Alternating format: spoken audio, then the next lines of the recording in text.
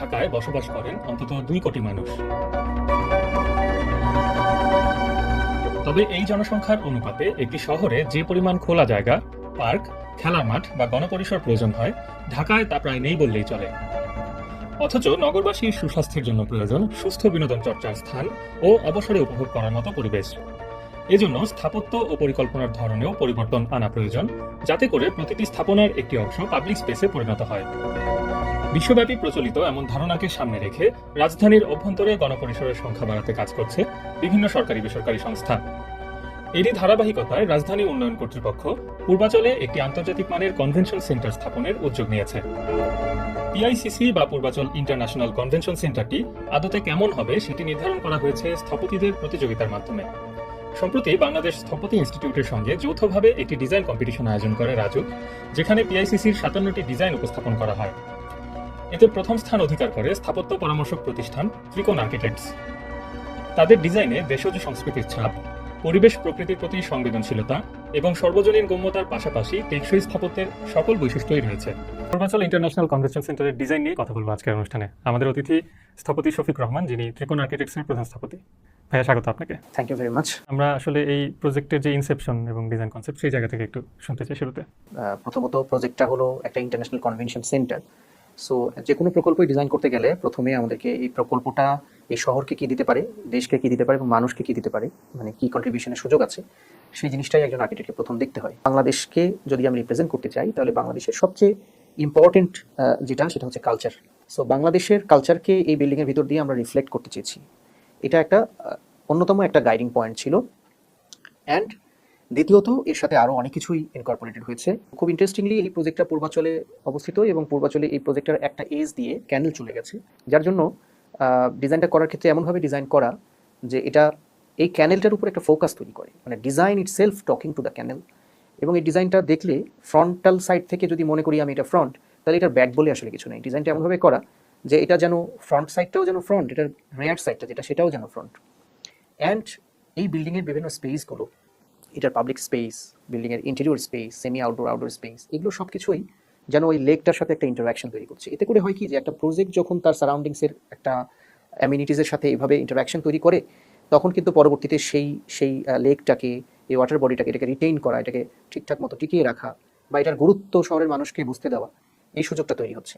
এটা রিকোয়ারমেন্টে চেয়েছিল যে এখানে একটা অনেক বড় লবি হবে, পাবলিক স্কেলের লবি। তো আমরা যেটা করলাম যে এই একটা সেন্ট্রাল লবি থেকে যে সব প্রোগ্রামকে কানেক্ট করতে বলা হয়েছিল, আমরা ওই জায়গাটাতে একটা বড় পরিবর্তন আনলাম। আমরা সেন্ট্রাল লবিটাকেই ব্রেক করে দুটো আলাদা আলাদা লবি করে ফেললাম এবং এই প্রজেক্টটাকে এমনভাবে ডিজাইন করলাম যে সারাউন্ডিংসে এখানে প্রোগ্রাম ফাংশনগুলো আসলো এবং এটা ঠিক হার্ট অফ দ্য প্রজেক্টে আমরা একটা গ্র্যান্ড পাবলিক স্পেস তৈরি করলাম। যেই পাবলিক স্পেসের ল্যাঙ্গুয়েজটা, যে পাবলিক স্পেসের আর্কিটেকচারাল গ্রামারটাও it is inspired from the cultural architecture of Bangladesh. এবং একই সাথে সেখানে আবার আমরা একটা ওয়াটার বডিকে ইন্টিগ্রেট করলাম। এবং বাংলাদেশের ল্যান্ডের মরফোলজি হচ্ছে এটা হচ্ছে মার্শ ল্যান্ড, মানে বাংলাদেশের গ্রাউন্ডের ক্যারেক্টারিস্টিক্স হচ্ছে যে এটা কখনো ভেজা থাকবে, কখনো এখানে বৃষ্টি হবে, পানি বাড়বে। দেখা যাচ্ছে যে যে জায়গায় আমি বছরের একটা সময়ে হেঁটে বেড়াতে পারছি, ফসল চাষ করছি, আবার বছরের একটা সময় ওখানে পানি হয়ে গেছে। সো এই যে চেঞ্জেবল ল্যান্ডস্কেপ, এটা আমাদের ল্যান্ডস্কেপের একটা অনেক বড় ক্যারেক্টার। বর্ষায়, সময়ের সাথে সাথে শীতকালে আমাদের ল্যান্ডস্কেপ চেঞ্জ হয়। সো মোটামুটি এটাই প্রজেক্টের কনসেপ্ট। কিন্তু একই সঙ্গে এটা যেহেতু সারাউন্ডিং লোকাল কমিউনিটিকে সার্ভ করবে, সেই ক্ষেত্রে আসলে কি কি ফাংশন এর ভেতর রয়েছে? থ্রিডিটা দেখা যাচ্ছে এখানে, যদি আমরা দেখি তাহলে ক্লিয়ার হবে। আমরা দেখতেছি যে এই প্রজেক্টটার ফ্রন্টাল সাইডটা, এটা প্রচুর পরিমাণে বাফার আছে, মানে সাইটের এইজ থেকে বিল্ডিংটা কিন্তু শুরু হয়েছে অনেক ভিতরে গিয়ে একটা ফানেলের মতো হয়ে চলে গেছে। এবং এই বাফার স্পেসটা দিয়ে গিয়ে তারপরেও ওখানে কিন্তু কোনো সিঙ্গেল ডোর বা একটা গ্র্যান্ড এন্ট্রেন্স দিয়ে আমি ঢুকে যাচ্ছি এরকম না। ব্যাপারটা হলো যে এটা ফ্লুইড করে একটা কমন স্পেস বা পাবলিক স্পেসেই মিশে গেছে, সেখানকার সাথে ফাংশনটা অ্যাডেড হচ্ছে। এটাও একটা গ্রেট রেসপন্স ছিল এটার সারাউন্ডিংসের প্রতি, যে এখানে যে পাবলিক প্রেশারটা তৈরি হবে, এখানে বাস আসছে, গাড়ি আসছে, প্রচুর পরিমাণে ক্রাউড তৈরি হচ্ছে। এমনও হতে পারে যে একটা সময়ে হয়তো বা ওয়ান সিঙ্গেল ডেতে হয়তো 5 লক্ষ মানুষ এখানে ভিজিট করতে আসলো। এটা হওয়াটা খুবই স্বাভাবিক। তো এই মানুষটার যে প্রেশারটা, এই প্রেশারটাকে প্রজেক্টটা ইটসেলফ অ্যাবজর্ব করতে পারে তার ভিতরে। এটাই ছিল great response to the community. And আরেকটা বিষয় হলো যে প্রজেক্টটা সাবমিসিভ। এটা মানে এটা ক্যারেক্টারিস্টিক্সটা এমন না যে এটা হঠাৎ করে একটা এই এনভায়রনমেন্টে একটা এলিয়েন ফর্মের মতো বসেনি, এটা খুব সাবমিসিভ ভাবে, খুব মার্জিত ভাবে কনটেক্সটের সাথে মার্জ করে বসেছে। 57টা ডিজাইন এন্ট্রি এখানে আমরা দেখেছি অংশগ্রহণ করেছে এবং সেখানে আপনারা উইনার হয়েছেন। তো অনেক ধরনের ডাইনামিক ডিজাইন কিন্তু ছিল, বিভিন্ন ধরনের ক্যানোপি, অনেক ফ্লুইড স্ট্রাকচার ছিল, কিন্তু আপনারা বেশ সাটেল একটা মাস এখানে ডেভেলপ করেছেন। তো সেই জায়গা থেকে যদি একটু বলেন যে আপনার কাছে কি মনে হয় যে কোন কোন স্পেশাল ফিচারগুলোর জন্য এটা আসলে এই কম্পিটিশনে জিতেছে কিংবা এই প্রজেক্ট আসলে নির্মাণ হতে চলেছে? যতগুলো এন্ট্রি ছিল আমি বলবো যে প্রত্যেকটা এন্ট্রি হয়তো বা কিছু না কিছু পটেনশিয়ালিটি নিয়েই ডিজাইন হয়েছে এবং হয়তো কিছু ডিমেরিটসও আছে, কিন্তু ওভারঅল হয়তো বা এই প্রজেক্ট, এই কনটেক্সট সবকিছুর রেসপেক্টে হয়তো জুরিরা এই প্রজেক্টের ভিতরেই সবচেয়ে বেশি পজিটিভ ব্যাপারগুলো খুঁজে পেয়েছেন। ম্যাটেরিয়াল কি হবে এটার ক্ষেত্রে এবং পাশাপাশি সাস্টেনেবিলিটির বিষয়টা নিয়ে যদি একটু বলতেন। মূলত এখানে অ্যাসকাস কনক্রিটই অধিকাংশ ক্ষেত্রে আমরা চিন্তা করেছি, এবং অ্যাসকাস কনক্রিটের কালারটা যে একটু যে রেডিশ যে কালারটা এসেছে, এই কালারটাও অ্যাকচুয়ালি এটাও আমাদের কনটেক্সট থেকে ইন্সপায়ার্ড।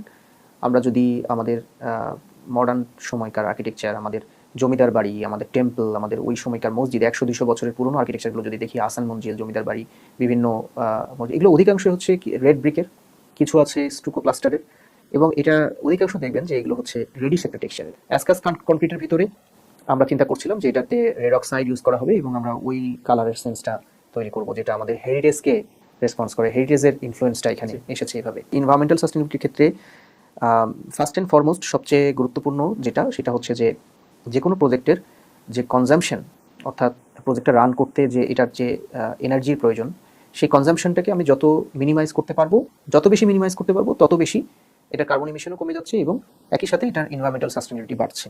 এটা এনভায়রনমেন্টাল সাস্টেনেবিলিটির থাম্ব রুল। তো সেই জায়গা থেকে এই প্রজেক্টটাতেও আমরা প্রজেক্টটাকে এটার ক্লাইমেটিক অ্যাসপেক্টটাকে সঠিকভাবে বিচার করে এখানে আমরা এমনভাবে ডিজাইন করেছি যে যেমন আমরা এখানে দেখতে পাবো যে অনেক প্রজেক্টেড বড় বড় রুফ আছে, যে রুফগুলো অনেক বেশি প্রজেক্টেড। এটাও কিন্তু বাংলাদেশের আর্কিটেকচারের একটা ক্যারেক্টার, এবং বাংলাদেশের একদম ছোট্ট একটা হাটে গেলেও আমরা একটা কুড়ে ঘরের ক্ষেত্রেও আমরা কিন্তু এই প্রজেকশনটা দেখি। এই প্রজেকশনটার সাথে ক্লাইমেটের একটা দারুণ সম্পর্ক আছে। এটা সানলাইটকে কাট অফ করে, রেইনকে প্রোটেক্ট করে। তো আমাদের এই প্রজেক্টেড ইভসগুলো, প্রজেক্টেড রুফগুলো, এগুলো যেমন একদিকে প্রচুর শ্যাডো তৈরি করছে, অ্যাট দ্য সেম টাইম আমরা লুভারটাকে প্রপারলি ব্যবহার করেছি, সোলার অ্যাঙ্গেলকে, সোলার ট্র্যাক, সোলার অ্যাঙ্গেল, এগুলোকে অ্যানালাইসিস করে আমরা এমনভাবে ডিজাইনটা করার চেষ্টা করেছি যে যাতে সোলার অ্যাবজর্পশন যাতে কম হয়, অর্থাৎ হিট অ্যাবজর্পশন যাতে কম হয়। তাহলে কি হবে, হিট অ্যাবজর্পশন কম হলে আমার এখানে ইলেকট্রিসিটির কনজাম্পশনটা এমনি কমে যাবে, এটা এসির কুলিং লোডটা কমে যাবে। সো আলটিমেটলি সেইভাবে এটা সাস্টেনেবিলিটির দিকে এগোতে পারে। অ্যাট দ্য সেম টাইম এখানের ফুটপ্রিন্টের কথা যদি বলি, আমরা মোটামুটি 30-35% এটার বিল্ডিং ফুটপ্রিন্ট 100%-এর মধ্যে, যেখানে আমি চাইলে রুলস ওয়াইজ আমি এখানে প্রায় 50% পর্যন্ত যেতে পারতাম, কিন্তু আমরা এটাকে 30%-এ নিয়ে আসছি, যে ফুটপ্রিন্টটা 30%, 70%ই ওপেন। তাহলে কি দাঁড়ালো, যে এখানকার সফট সারফেস বেশি হলে এখানে ওই একই ব্যাপার যে আমার হিটিং, এখানকার ইনডোর আউটডোর এনভায়রনমেন্টের যে গরম উত্তাপ, এটা কমে যায়। অ্যাট দ্য সেম টাইম আমাদের এটার কুলিং লোডটাও কমে যায়। সো এইভাবে এটা সাস্টেনেবল।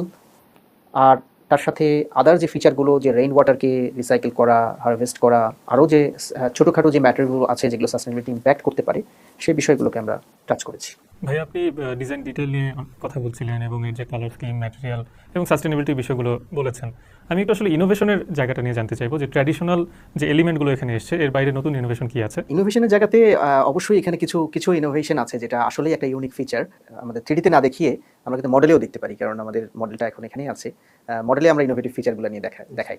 পূর্বাচল কনভেনশন সেন্টারের মডেল, যেহেতু এটা একটা পাবলিক স্কেল প্রজেক্ট, তো এখানে আমরা স্কেলটাকে গ্র্যান্ড করতে চেয়েছি। তো স্কেলটাকে গ্র্যান্ড করার জন্য আমরা এখানে যে কলামসগুলো ব্যবহার করেছি, সেই নাম্বার অফ কলামস হচ্ছে আসলে সংখ্যায় খুব কম, এবং এটার স্প্যানগুলো অনেক বড়।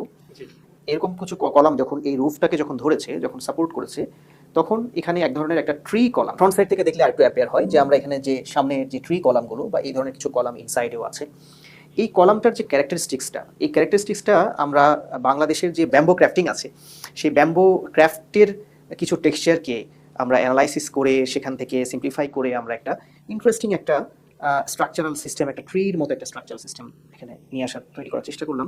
এই স্ট্রাকচারাল সিস্টেমটা আবার আমাদেরকে একটা লার্জ স্প্যান, অনেক বড় স্প্যান এবং বড় শেডেড এরিয়া তৈরি করার জন্য হেল্প করেছে। কলামের পাশাপাশি আমরা যে এই যে পারফোরেটেড একটা রুফ তৈরি করেছি, এবং দেখা যাচ্ছে যে ইন্টারেস্টিং একটা লাইট শ্যাডোর একটা টেক্সচার এখানে এসেছে। এই লাইট শ্যাডোর টেক্সচারটা কিন্তু কিছু ডিজাইন এরিয়াতে ইনসাইডেও কিন্তু এই টেক্সচারটা আসে, এই লাইটিং বা লুমিনাস এনভায়রনমেন্টটা। এটা একটা open space, as if is a part of the city.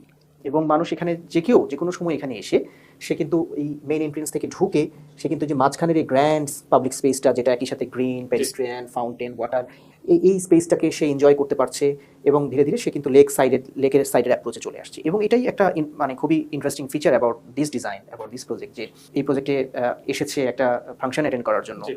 সে ছাড়াও একজন মানুষ একটা পার্কের মতো বা একটা আরবান, আমাদের ঢাকা শহরের রেসপেক্টে একটা ঘুরতে যাওয়ার জায়গা হিসেবে, একটা রিক্রিয়েশনাল ব্রিদিং স্পেস হিসেবে পার্কের মতো সারা বছর প্রতিটা দিন যে কোনো সময় বিনামূল্যে সে এটাকে ব্যবহার করতে পারছে।